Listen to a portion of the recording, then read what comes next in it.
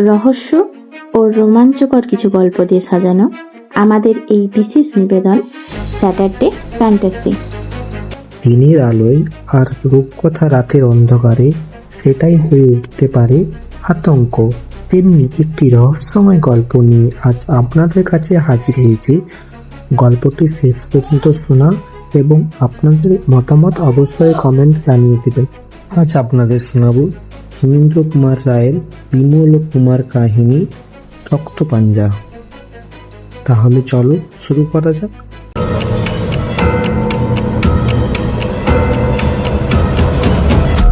অদ্ভুত একটা ফোন পেলেন ইন্সপেক্টর সুন্দরবাবু।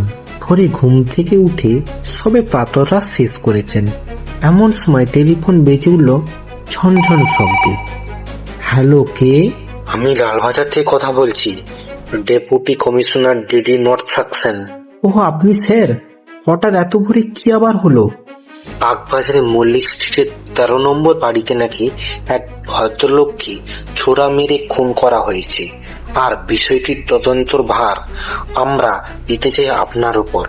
আশা করি কৃতকার্য হবেন এক্ষেত্রে। Yes, you good luck. Sundarbabu হেসে বললেন, ধন্যবাদ স্যার। তাড়াতাড়ি পোশাক পরে তিনি যখন তদন্তে বেরিয়ে গেলেন তখন 8:30। পরের দিন বেলা 9টা। বিখ্যাত ডিটেকটিভ জয়ন্ত তার প্রাত্যহিক খবরের কাগজ পড়া শেষ করে মুখ তুলল।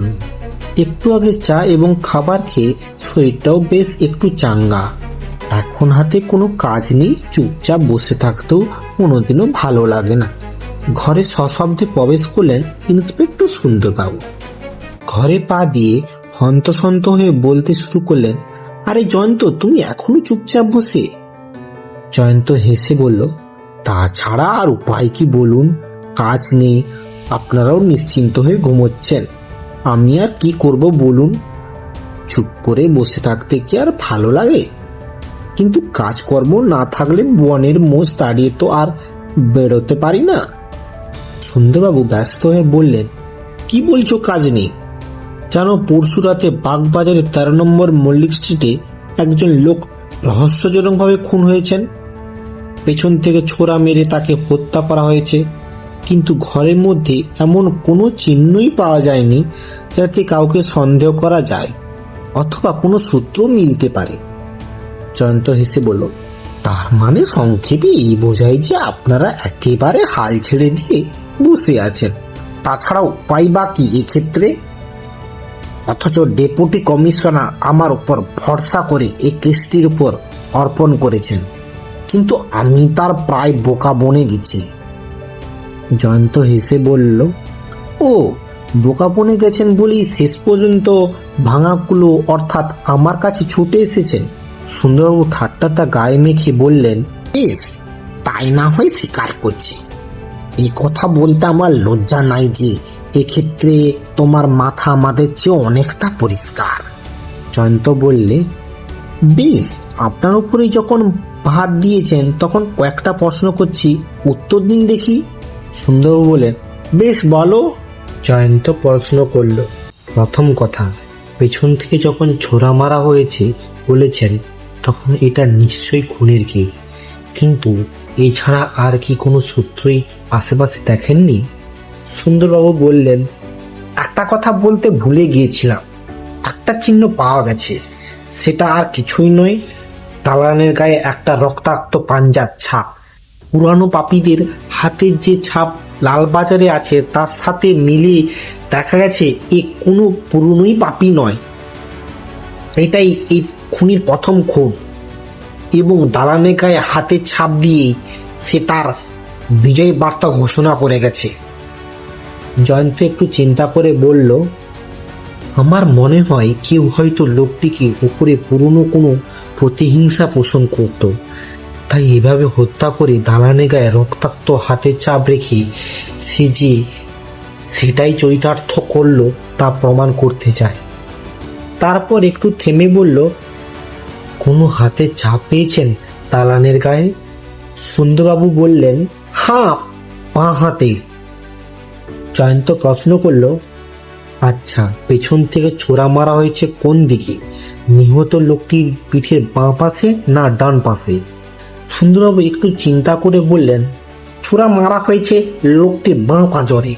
জয়ন্ত বলল, লোকটির বাঁ হাতের সাহায্যে ছোড়া মেরেছে দেখছি, সুতরাং বোঝা যাচ্ছে যে খুনি বাঁ হাত ব্যবহার করে বেশি, অর্থাৎ খুনিটি লেফট হ্যান্ডেড। তারপর একটু থেমে প্রশ্ন করল, আচ্ছা, ছোড়ার আঘাত ছাড়া আর কোনো আঘাত দেখতে পেয়েছেন কি? সুন্দরবাবু বললেন, না, একটি ছোড়া আঘাতে মৃত্যু হয়েছে। জয়ন্ত প্রশ্ন করল, আচ্ছা, নিহত লোকটির শরীর কি বেশ হৃষ্টপুষ্ট? সুন্দরবাবু বললেন, হ্যাঁ, নিহত লোকটির দেহে যে যথেষ্ট শক্তি ছিল তাকে দেখলেই বুঝতে পারা যায়। জয়ন্ত বলল, বেশ, তাহলে এই স্পষ্ট বোঝা যাচ্ছে যে এমন একটি শক্তিশালী লোকের যে একটি মাত্র ছোড়ার আঘাতেই খুন করতে পারে, তার নিজের দেহেও শক্তি কম নেই, অর্থাৎ সংক্ষেপে খুনি যথেষ্ট শক্তিশালী। কি বলেন? সুন্দরবাবু বললেন, হ্যাঁ, তা বটে। জয়ন্ত প্রশ্ন করল, আচ্ছা, মেঝে থেকে রক্তমাখা হাতের ছাপ কতটা উপরে তা কি বলতে পারবেন? সুন্দরবাবু বললেন, না, তা মেপে দেখিনি, কিন্তু ছাপের উচ্চতার কি প্রয়োজন? জয়ন্ত বলল, দেখুন, কোনো লোক খুন করে ছাপ মেরে যখন পলায়ন করে তখন ঠিক হাতের সামনে তাড়াতাড়ি ছাপ মারে, ছাপরে অনেক উঁচুতে কিংবা নিচুতেও মারবার মতো অবকাশ থাকে না। সুন্দরবাবু বললেন, হ্যাঁ, তা বটে। জয়ন্ত বলল, তার থেকে অনুমান করা যায় খুনির দেহের দৈর্ঘ্য। অবশ্য পাঞ্জার ছাপটা যে কয়েক ইঞ্চি লম্বা তাও জানা প্রয়োজন। সুন্দরবাবু বললেন, আচ্ছা, ফোনে তোমায় আমি জানাবো। সেদিন সন্ধ্যার কিছু আগে জয়ন্ত সুন্দরবাবুর কাছ থেকে ফোনে জানতে পারলেন যে মেঝে থেকে 6 ফুট কয়েক ইঞ্চি উপরে খুনি হাত ছাপ পাওয়া গেছে। ছাপটি দৈর্ঘ্য প্রায় 8 ইঞ্চি। জয়ন্ত আস্তে আস্তে আপনাতে বিড়বিড় করে বলল, দেখছি খুনি দৈর্ঘ্য প্রায় 6 ফুটের কাছাকাছি হবে। আপন মনে সে গভীর চিন্তার মাঝে তলিয়ে যায়। 3 দিন পর খুব ভোরে জয়ন্তের ঘুম ভাঙল দরজায় কড়া নাড়ার শব্দে। তাড়াতাড়ি ধর্মর করে উঠে গিয়ে সে দরজা খুলে দিল। দেখা গেল ইন্সপেক্টর সুন্দরবাবুকে। আশ্চর্য হয়ে সে প্রশ্ন করল, এত ভোরে যে আপনার আগমন সুন্দরবাবু? রাতে ভালো ঘুম হয়নি বলে মনে হচ্ছে। সুন্দরবাবু দীর্ঘশ্বাস ফেলে বলল, আরে আর বলো কেন ভাইয়া, এক মুহূর্ত কি শান্তিতে থাকবার জো আছে? কাল বাগানগড়ে আরামবাজারের কাছে এক লোককে ছোড়া মেরে খুন করা হয়েছে, এবং এক্ষেত্রে দাঁড়ানির গায়ে পা রক্তমাখা হাতের ছাপ। জয়ন্ত প্রশ্ন করল, এবারে মেঝে থেকে কত ফুট উপরে ছাপ পেয়েছেন? ছাপটি কত ইঞ্চি লম্বা? সুন্দরবাবু বিজ্ঞের ভঙ্গিতে মাথা নেড়ে বলল, সেই জন্যই তো আমি এসেছি ভাইয়া, এবারে সমস্ত মাপ ঝোপ করেই হয়ে এসেছি। এবারে মেঝের থেকে প্রায় 6 ফিট ওপর ইঞ্চি লম্বা, অবিকল পূর্বের মতো হাতের ছাপ। তাই তো ভাইয়া তোমার আমার এত প্রয়োজন পড়ে গেছে। এখন উপায় একটা করো দেখি। জয়ন্ত হেসে বলল, না, আর চুপ করে বসে থাকলে আর 2-1 জনের উপর লোকটি প্রতিহিংসা নিতে পারে। সুতরাং কাল সন্ধ্যায় আমি খুনিকে গ্রেপ্তার করব সুন্দরবাবু, কিন্তু আপনার সাহায্যে আমার একান্ত প্রয়োজন। সুন্দরবাবু বললেন, কি সাহায্য? জয়ন্ত বলল, আচ্ছা, নিহত প্রথম ও দ্বিতীয় ব্যক্তির মধ্যে কখনো আত্মীয়তা বা কিংবা অন্য কোনো সম্পর্ক ছিল কি? সুন্দরবাবু বললেন, বিষয় সম্পত্তির লোভে যে ওই খুনি কাজ করেনি তার নিশ্চিত, কারণ দুজনের মধ্যে কোনো সম্পর্কই ছিল না। সুতরাং দুজনকেই হত্যা করবে এমন আত্মীয় আসবে কোথা হতে? তাছাড়া ওরা দুজনেই যদি নেহাত গরিব নয়, তবুও এমন প্রচুর অর্থ এদেরও ছিল না যার জন্য কোনো আত্মীয় এত বড় লোভ হতে পারে। জয়ন্ত বলল, বেশ, প্রথম ব্যক্তি কোনো নিকট আত্মীয় আছেন কি? সুন্দরবাবু বললেন, হ্যাঁ, তা ভাইপো মণিবাবু আছেন। জয়ন্ত বলল, এতেই চলবে। এখন একটা কাজ করুন দেখি, প্রথম যে ব্যক্তি খুন হয়েছে অতি পরিচিত, অল্প পরিচিত, এমনকি সামান্য পরিচিত এরকম যতগুলি লোক আছে তাদের সকলের নাম জেনে নিয়ে একটা তালিকা প্রস্তুত করুন। আর দ্বিতীয় যে ব্যক্তি খুন করা হয়েছে তারও ঠিক এমনই একটা তালিকা প্রস্তুত করুন। তারপর দেখুন এই দুই নিহত ব্যক্তিকেই চেনে, অর্থাৎ জনের পরিচিতির এইরূপ একজন ব্যক্তি আছে এবং তাদের মধ্যে কে কে লম্বা ও শক্তিশালী তাদের নাম লিস্টে আমায় দিন।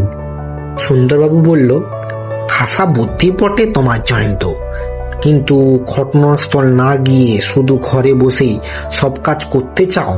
জয়ন্ত হেসে বলল, ঘরে বসে আমি খুনিকে গ্রেপ্তার করতে সক্ষম হব সুন্দরবাবু, যা আপনারা খুনির ব্যাপারে তদন্ত করেও পারেননি। সন্ধ্যাবেলা জয়ন্তের ঘরে আবার সুন্দরবাবুকে দেখা গেল, হাতে তার বিরাট দুই নামের তালিকা। জয়ন্তকে দেখে হেসে বলল, প্রথম ও দ্বিতীয় নিহত ব্যক্তির একটি তালিকা প্রস্তুত করেছি, কিন্তু দুজনেই চেনে এমন মাত্র এই 5 জন। তার মধ্যে আমার 6 ফুট লম্বা শক্তিশালী ব্যক্তি এই 3 জন। এদের নাম আমি লাল কালি দিয়ে দাগ দিয়ে রেখেছি। জয়ন্ত প্রশ্ন করল, অপর 2 জন? সুন্দরবাবু হেসে বললেন, ওরা নেহাত বটে আরো রোগা, সুতরাং এদের দ্বারা যে এই হত্যা সম্ভব হয়নি তা নিশ্চিত সত্য। জয়ন্ত বলল, ঠিক, এখন এই 3 জনের নাম ও পরিচয় আমি জানতে চাই। সুন্দরবাবু বললেন, মোটামুটি এই জানা আছে। দেখো, প্রথম কয়েকজন রেসের বুকি, তার অমর সিং, দ্বিতীয় জন চৌধুরীর জমিদার রামতারায়ণ বোস, আর তৃতীয় ব্যক্তি একজন স্বাস্থ্য পণ্ডিত জ্যোতিষী, যিনি ওদের দুজনকেই শক্তিমন্ত্রে দীক্ষিত করেছিলেন। তার নাম রামদেও শর্মা। লোকটির আসল বাড়ি বিহার, তবে বাংলায় বেশ কথা বলতে পারে। জয়ন্ত জিজ্ঞাসা করল, ওরা দুজনেই কি ছিলেন শক্তিমন্ত্রের উপাসক? সুন্দরবাবু শুধু বললেন, হ্যাঁ। জয়ন্ত বলল, এবার তাহলে খুনিকে ধরবার ব্যবস্থা করি, কি বলেন? তো তুমি কি করে জানবে যে আসল খুনি কে? জয়ন্ত হেসে বলল, দেখুন, আসল খুনি ধরা পড়ে দোষ পর্যন্ত স্বীকার করতে বাধ্য হবে। জয়ন্তের বাড়িতে বসেছে একটা চায়ের বৈঠক। উপস্থিত আছেন জয়ন্ত, মানিক, সুন্দরবাবু, 2 জন ছদ্মবেশী পুলিশ ইন্সপেক্টর, আর ওরা 3 জন অমর সিং, চক্রধরপুরের জমিদার রামতরণ বোস এবং জ্যোতির্ময় রামদেও শর্মা। হঠাৎ সুন্দরবাবু বলে উঠলেন, অমরবাবু, জয়ন্তবাবু পাশের ঘরে আপনার সাথে কয়েকটা কথা বলতে চান। আপনার অসুবিধা হবে না তো?